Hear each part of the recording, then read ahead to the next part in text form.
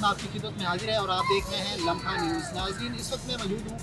शहर हवेली लखा में, जो कि ज़िला उकाड़ा का अहम तरीन शहर है और यहाँ पर जब 1965 और 1971 की दो जंगें भी लड़ी जा चुकी हैं। और जब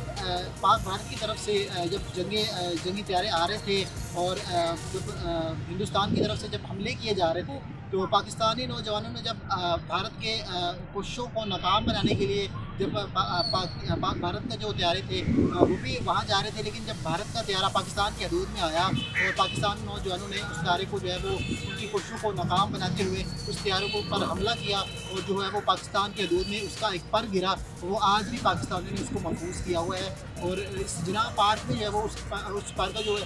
वो एक पार्ट है वो मौजूद है। मैं आपको दिखाता हूँ कि वो जो है वो किस तरह से लोग उसको देखने के लिए आते हैं और वो बहुत ही खूबसूरत तरीके से उसको महफूज किया।